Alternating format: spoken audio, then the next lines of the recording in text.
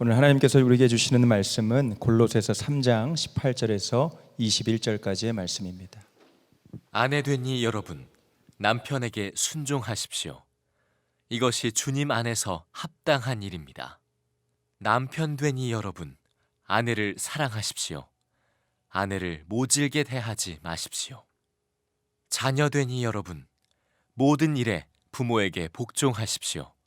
이것이 주님을 기쁘게 해드리는 일입니다. 어버이 되니 여러분, 여러분의 자녀들을 격분하게 하지 마십시오. 그들의 의기를 꺾지 않아야 합니다. 오늘 설교를 통해서 여러분들의 가정에 행복의 문이 활짝 열려지게 되기를 축복합니다. 이 골로새서 3장 18절에서 21절 말씀은 바로 우리의 가정의 행복을 위하여 주시는 말씀이기 때문에 그렇습니다. 가정은 하나님께서 우리의 행복을 위해서 친히 만드신 것입니다. 그런데 안타까운 것은 가정에서 행복을 경험하지 못하는 사람이 너무나 많다는 겁니다. 교회를 다니는 사람들 중에도 그렇습니다. 참 죄송하지만 그 이유는 우리 자신이 너무나 이기적이기 때문에 그렇습니다. 이기적인 것은 타락한 가장 강력한 본성입니다. 우리는 결혼도 내 행복을 위해서 하고 가족조차도 나의 행복을 위해서 존재하는 것처럼 생각하는 것이 우리의 생각의 뿌리입니다. 그 정도로 우리는 아주 지독한 자기중심적이고 이기적인 생각을 가지고 삽니다. 그래서 우리 스스로가 가정을 불행하게 만드는 겁니다.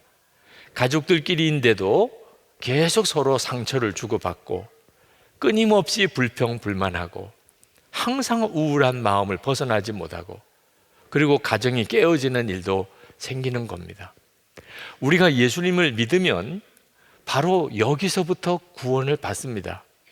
더 이상 나 하는 이기적인 욕망에 의해서 살지 않고 하나님이 나를 얼마나 사랑하시는지를 알게 되었으니까 나 위에 십자가에 죽으시고 그리고 내 안에 오셔서 나와 하나가 되어주신 예수 그리스도의 십자가의 복음을 알고 나면 더 이상 나의 행복을 위해서 살지 않게 됩니다. 이제부터는 나는 죽고 예수로 사는 자가 됩니다. 내가 예수님 안에서 누리는 이 행복을 다른 사람에게 나누어 주고 살게 되는 겁니다. 그것을 사도 바울은 위의 것을 추구하라, 새 사람으로 입으라 이렇게 표현을 한 겁니다. 예수를 믿으면 우리가 영원히 살고 영생을 얻습니다. 근데 그것만 아닙니다. 삶이 완전히 바뀝니다.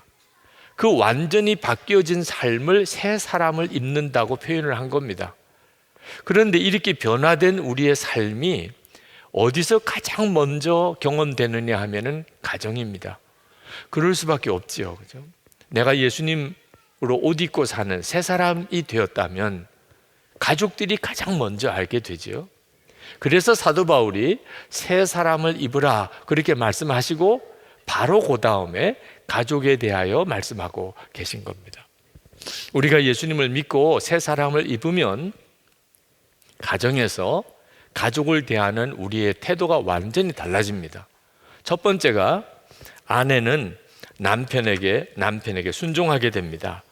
사도 바울은 18절에 아내에게 남편에게 순종하십시오 라고 말했습니다. 이 말씀은 무슨 뜻이냐면 아내가 더 이상 남편에게 나를 행복하게 해주세요 이런 말 안 하게 됐다는 뜻입니다. 예수님을 정말 믿고 예수님을 마음에 정말 영접했고 그 예수님으로 인하여 행복해졌기 때문에 이제는 오히려 예수님의 눈으로 예수님의 마음으로 남편을 보게 된 겁니다. 남편에게서 행복을 얻으려고 하는 게 아니고 예수님의 마음을 품고 남편을 보게 되니까 남편을 순종하게 되는 것입니다. 이것이 18절 하반절에 주님 안에서 합당한 일입니다 이렇게 표현했습니다. 그러니까 남편에게 순종하는데 그것이 주님 앞에서 합당하다는, 남편에게 순종하는 것이 곧 남편에게 순종하라고 하시는 예수님에게 순종하는 것이라는 뜻입니다. 이걸 에베소서에서는 남편에게 죽게 하듯이 순종하라, 그렇게 표현을 했습니다.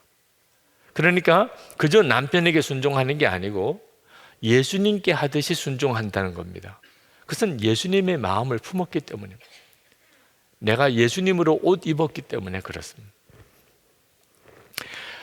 시대에 따라서 이 말씀은 상당한 논란이 있습니다. 특히 요즘 시대에는 더 그렇습니다. 아마 여자분들 중에는 지금 벌써 마음이 닫혀버리고 계신 분도 있을 겁니다.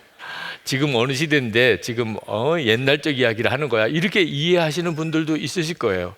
근데 이 말씀은 성경을 자세히 봐야 그 정확한 의미를 알게 됩니다. 여러분, 아담과 하와가 선악과를 따먹고 타락했을 때 그 과정을 가만히 살펴볼 필요가 있습니다.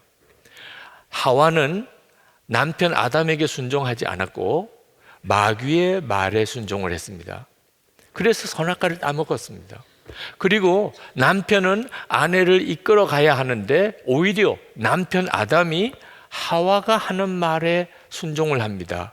당신도 먹어요. 나도 먹었는데 당신도 먹으라고 할 때 아담이 하와의 말을 듣고 선악과를 따먹은 겁니다. 그래서 에덴 동산에 쫓겨나게 되고 우리는 타락한 존재가 된 겁니다. 이것이 처음 인류가 타락할 때 일어난 일입니다. 그 사실을 정확하게 알아야 오늘 아내에게, 남편에게 순종하라, 이것이 주께 합당한 것이라고 하는 말씀이 무슨 의미인지를 알게 되는 겁니다. 우리가 예수를 믿게 되면 타락에서부터 다시 회복이 됩니다. 그 회복되어지는 모습이 아내가 남편에게 순종하는 겁니다. 남편은 아내의 순종을 통하여 하나님이 나를 얼마나 존귀하게 여기는지를 알게 됩니다. 그래서 그것이 남편에게 기쁨이 되는 거죠. 아내가 남편에게 순종하는 것이 주께 순종하는 것이 되어야 순종이라고 그랬습니다. 어느 목사님이 이런 고민을 이야기하시더라고요. 아내 되는 사모님께서 말씀을 많이 한대요. 이것도 이야기하고 저것도 이야기하고 또 계속 이야기하고, 그리고는 항상 당신이 그럼 결정하세요. 결정 못 하겠더래요. 아내가 하자는 대로 해야 더 이상 이야기가 없어. 끝까지 이야기를 해요. 그리고 당신이 결정하세요. 이건 주께 순종하는 게 아닙니다. 우리가 주님께 그렇게 할 수가 없잖아요. 그죠? 우리가 정말 주님께 순종하게 되는 것은 남편을 보는 눈을 새롭게 열게 됩니다. 예수님으로 살게 되면서부터 남편을 주님의 눈으로 보게 됩니다. 그래서 남편에게 순종하게 되는 겁니다. 그것은 남편을 말할 수 없이 기쁘게 만듭니다. 이따금 어떤 분이 저에게 어떤 것에 대해서 칭찬하는 말을 듣습니다. 칭찬을 듣는 게 나쁠 건 없지만 제 마음에 그렇게 크게 기쁘지 않습니다. 왜냐하면 내 실상을 알고 나면 아마 달라질지 몰라, 그렇게 생각하니까. 진짜 나를 모르니까 저렇게 말씀하시지.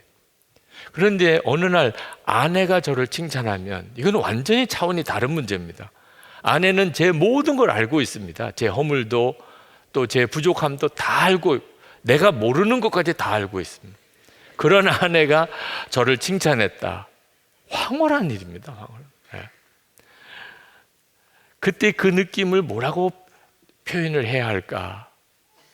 주께서 저를 귀하게 여기는 것을 아내를 통해서 경험하는 것입니다. 둘째로는 남편이 아내를 사랑하게 됩니다. 사도 바울은 남편에게 아내를 사랑하십시오, 19절에 그렇게 말했습니다. 이 말도 무슨 뜻이냐 하면 남편이 더 이상 아내에게 나를 행복하게 해달라고 하는 말을 하지 않게 됐다는 뜻입니다. 이미 예수님 안에서 그는 진정한 행복을 발견했습니다. 그리고 이제는 그 행복을 아내에게 주고 싶은 겁니다. 이제는 예수님의 눈으로 아내를 보고 예수님의 마음을 품고 아내를 봅니다. 그러면 예수님께서 아내를 얼마나 사랑하시는지를 반드시 느끼게 되어 있습니다. 그래서 예수님께서 하시듯이 아내를 사랑하게 되는 거예요. 남편의 사랑과 예수님의 사랑은 질적으로 다릅니다. 이것을 에베소서에서는 명확하게 말씀하기를, 에베소서 5장 25절에 남편들아 아내 사랑하기를 그리스도께서 교회를 사랑하시고 그 교회를 위하여 자신을 주신 같이 하라, 그렇게 말씀했습니다. 예수님이 교회를 어떻게 사랑하셨습니까? 주님이 우리를 어떻게 사랑하셨나요? 우리가 지은 죄를 예수님이 대신 지시고 십자가에 죽으심으로 우리를 향한 사랑을 확증하셨습니다. 그러므로 예수님이 우리를 사랑하신 것은 죄를 대신 지는 것입니다. 그렇게 남편이 아내를 사랑하라는 거예요. 다시 말하면 아내가 잘못했을 때, 아내가 허물이 있을 때 그걸 누가 책임지죠? 남편이 책임지죠. 이것을 성경이 말하는 남편의 사랑입니다. 여러분, 이 말씀도 아담과 하와가 타락했을 때 그때로 돌아가야 정확한 의미를 이해할 수 있습니다. 아담과 하와가 선악과를 따먹고 그리고 하나님 뵙기가 두려워서 숨었습니다. 하나님이 아담을 불러냈습니다. 그리고 아담에게 물었습니다. 너 도대체 무슨 일을 저질렀느냐? 그때 아담이 뭐라고 대답했습니까? 당신이 나에게 준 그 여자가 시켜서 먹었습니다. 이게 정말 무서운 말을 하고 있는 겁니다. 남편에게 준 사명은 아내를 사랑하는 겁니다. 끝까지 아내를 책임지고 보호하고 지켜주어야 됩니다. 그런데 갑자기 완전히 무섭게 변해버렸습니다. 남편이 아내를 정죄합니다. 남편이 아내를 고소합니다. 그래서 타락한 이후에 깨어진 가정의 불행이 시작이 되는 겁니다. 남편들이 아내를 평가하고 남하고 비교하고 그리고 잘못했다고 핀잔하고 비난하고 정죄하고 그러면 아내는 설 자리가 없게 됩니다. 가장 두려운 것입니다. 19절 하반절에 아내를 모질게 대하지 마십시오. 도대체 어떻게 하는 게 아내를 모질게 대하는 겁니까? 남편이 아내를 평가하고 비난하고 그리고 정죄하고 고소하고 하는 것입니다. 아내의 모든 것을 다 알고 있는 남편입니다. 그 아내는 도대체 어디에 숨어야 합니까? 남편이 그렇게 하면 아내의 심정은 어떻게 되는 것입니까? 예수님의 눈으로 아내를 보면 우리 주님이 아내를 얼마나 사랑하시는지, 아내의 모든 죄를 주님이 대신 지시고 사랑하시는데 그 사랑을 남편이 아내에게 주게 되는 겁니다. 많은 남편들이 자기가 아내에게 모질게 하지 않았다고 생각합니다. 나는 그런 남자 아닙니다. 그런데 몰라서 하는 이야기입니다.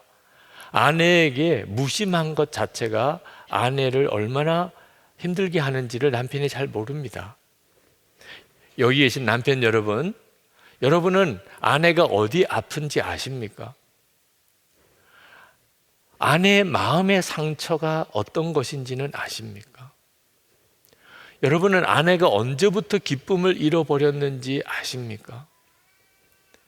여러분은 정말 아내가 정말 하고 싶은 말이 뭔지는 아십니까? 분명하게 대답을 바로 할 수 없다면 아내를 모질게 대하고 있었던 겁니다. 결혼해서 부부가 되었는데 전혀 아내에게 관심이 없이 살았던 겁니다. 이것보다도 아내에게 고통스러운 건 없습니다. 남편이 아내를 정말 귀하게 여겨야 남편의 기도가 하늘에 상달이 됩니다. 베드로전서 3장 7절에 남편들아 이와 같이 지식을 따라 너희 아내와 동거하고 그를 더 연약한 그릇이요 또 생명의 은혜를 함께 이어받을 자로 알아 귀히 여기라. 이는 너희 기도가 막히지 아니하게 하려 함이라. 남편 여러분, 기도할 제목이 얼마나 많습니까? 하나님이 이루어 주셔야 될 일들이 얼마나 많은가요? 그러면 아내에게 잘해야 합니다. 아내의 마음에 상처가 없어야 합니다. 세 번째는 자녀는 부모에게 복종하게 됩니다. 20절 말씀에 자녀되니 여러분 모든 일에 부모에게 복종하십시오 라고 말했습니다. 새 사람을 입고 나면 달라지는 것 중에 뚜렷하게 달라지는 것이 부모님에 대한 태도가 달라집니다. 왜? 예수님의 눈으로 부모를 보게 되기 때문에 그렇습니다. 그래서 이것이 주님을 기쁘게 해드리는 일입니다. 그렇게 말한 겁니다. 부모님에게 효도했는데 주님을 기쁘게 해드리는 것이라는. 그러니까 성경은 우리가 부모님을 향한 태도가 그대로 하나님을 향한 태도라고 받으신다는 겁니다. 여기에 많은 사람들의 마음에 두려움이 있습니다. 왜냐하면 부모님에 대하여 마음에 상처가 있거든. 어려서부터 자라나는 동안에 부모님이 혈기를 부린 일, 돈하며 서로 싸운 일, 어릴 때 내 마음을 충분히 이해해 주지 못한 것, 차별한 것, 부모로부터 받은 마음의 상처가 마음에 남아있기 때문에 부모님에 대한 정서가 복잡합니다. 그래서 부모님에게 모든 일에 복종하기가 어렵습니다. 여러분, 그래서 내 행복을 위해서 부모님을 보지 말고 이제는 예수님으로 부모님을 보아야 한다는 것입니다. 부모가 유난히 나쁜 사람이었기 때문에 그렇게 한 게 아닙니다. 부모님도 사람이었다는 뜻입니다. 사람이기 때문에 허물이 있을 수밖에 없는 겁니다. 자, 입장이 바뀌어서 자녀된 여러분은 부모님에게 다 잘했습니까? 잘못한 것도 있겠지요. 그러면 그게 뭔지 기억은 하십니까? 내가 부모님에게 잘못한 것은 하나도 기억이 안 납니다. 그냥 있었겠지. 근데 부모님이 나에게 잘못한 것은 그대로 기억합니다. 부모님이 나에게 은혜를 주신 것까지 다 기억하는 게 아닙니다. 상처 준 것만 기억합니다. 이것이 우리가 타락한 본성 때문에 가지고 있는 것입니다. 여러분, 예수님을 믿었다면 그러면 부모님과의 관계에 막힌 것을 해결해야 됩니다. 왜? 하나님의 복을 가로막고 있는 거예요. 하나님으로부터 오는 복의 문을 닫아버린 채 아무리 열심히 살면 뭐합니까? 우리가 부모님에게 복종하면 하나님이 복을 주십니다. 여러분, 이 비밀을 절대 놓치면 안 됩니다. 우리가 부모님으로부터 받은 상처 있다 할지라도 주님 안에서 얼마든지 해결받을 수 있습니다. 예수님은 내가 부모님으로 받은 상처를 능히 치료하실 수 있는 분이십니다. 십자가의 그 은혜로 이제는 우리가 부모님을 대해야 하는 겁니다. 부모님을 공경하지 못하면서 아무리 열심히 살아봐야 헛일입니다. 하나님은 아무 역사를 행하실 수 없는 겁니다. 네 번째로 부모는 자녀를 격분하게 하지 않게 됩니다. 21절에 여러분의 자녀를 격분하게 하지 마십시오. 여러분, 자녀들이 왜 부모에게 화를 내고 격분합니까? 부모가 이기적이니까, 부모가 자기만 생각하니까. 그러니까 자녀들이 격분하는 겁니다. 요즘은 아이를 갖는 것을 대단히 꺼리는 그런 풍조 속에 삽니다. 우리 사회 전체의 심각한 문제죠. 아마 오늘 이 예배에 참여한 여러분들 중에도 그런 생각을 가지는 분들이 있을 겁니다. 자녀는 나를 불편하게 한, 내 행복의 질을 떨어뜨린다. 자녀가 하나님의 축복이라고 생각하지 않는 겁니다. 그게 어디서부터 온 생각이죠? 철저한 자기 중심, 내 행복만을 생각하는. 그러니까 자녀의 존재가 임신을 계획하지 않은 임신을 딱 하는 순간에 마치 무슨 저주가 내린 것 같은 생각. 그것 때문에 우울해하고 부부끼리 싸우고, 하나님이 자녀의 복을 주셨는데 그걸 그렇게 싫어하고 그것 때문에 싸우기까지 하는 일이 기가 막힌 거죠. 부모된 이들이 예수 그리스도 안에서 정말 변화되지 않으면 자녀들에게조차 이기적이게 됩니다. 아이가 부모의 기대에 미치지 못할 때, 공부를 잘하지 못했거나 뭔가 어디 가서 뭘 제대로 해내지 못했을 때, 그때 부모가 아무 생각 없이 한 말, 너 때문에 창피해서 못 살아. 자녀의 가슴 속에는 정말 대못을 박는 것입니다. 자녀는 부모의 행복을 위해서 존재하는 것밖에 아닙니다. 여러분, 여기서 정말 해결받아야 합니다. 자녀들은 부모의 모순된 행동과 이기적인 모습과 또 그런 모습들 때문에 화가 나는 겁니다. 우리들 보고는 싸우지 말라고 그래놓고 엄마 아빠는 왜 그렇게 싸우냐면, 우리 보고는 방에 가서 공부하라고 그러니까 엄마 아빠는 왜 드라마를 저렇게 보냐, 우리 보고는 거짓말 하지 말라고 그러면서 왜 엄마 아빠는 그렇게 거짓말을 하느냐 말. 엄마 아빠는 그렇게 화를 잘 내면서 왜 내가 화를 내면 그렇게 야단치냐 말. 그러니까 우리의 자녀들이 우리 마음 속으로 분이 쌓여가는 겁니다. 아동문학가인 오은영 씨가 쓴 동시 순간 접착제라는 시가 있는데 이렇게 묘사하고 있습니다. 며칠째 등 돌리고 지내는 엄마 아빠에게 순간 접착제가 되고 싶어 엄마 손 끌어당겨 아빠 손 끌어당겨 마주 잡게 하려니 탁 뿌리쳐 버린다. 가서 공부나 해. 만날 학원비, 생활비 때문에 다투는 엄마 아빠에게 순간 접착제는 내가 아니다, 돈이다. 여러분, 아이들이 다 알아요. 여러분이 정말 뭘 원하는지 아이들이 다 알아요. 네. 감출 수가 없어요. 함께 데리고 사니까. 그 엄마 아빠의 이기적인 모습, 거듭나지 않은 모습, 말, 생각이 아이들의 마음에 분을 일으키는 거예요. 근데 그 아이가 그것을 드러내면 야단 맞습니다. 네. 아주 무시당합니다. 그럼 어떻게 하지요? 마귀가 아이의 마음속에 들어와서 친구가 됩니다. 감정은 상했고 화는 나는데 표현을 못합니다. 어떻게 하지요? 마귀가 그걸 놓칠 리가 없습니다. 그래서 아이의 마음속에 증오심이 일어나는, 사람에 대한 어떤 깊은 불신이 생기는 겁니다. 죽고 싶고 죽이고 싶은 마음이 불같이 일어납니다. 마귀가 계속 부추기는 것입니다. 더 이상 옳게 살고 싶지 않습니다. 엄마 아빠가 그런데. 그래서 21절 그들의 의기를 꺾지 않아야 합니다. 바로 살고 싶은 생각을 꺾어버리는 거예요, 부모가. 정말 여기서 구원받아야 하잖아요. 우리가 나는 죽었고 예수로 살아야 되는 이유가 거기서부터 우리 가정에 진정한 구원이 오기 때문입니다. 가정생활에 진정한 행복이 오기 때문입니다. 나 행복하게 해달라고 하는 동안에는 가정은 점점 더 망가집니다. 예수님 안에서 이미 내 행복의 문제는 해결되었다. 나는 죽었고 예수님이 내 생명이 되셨다.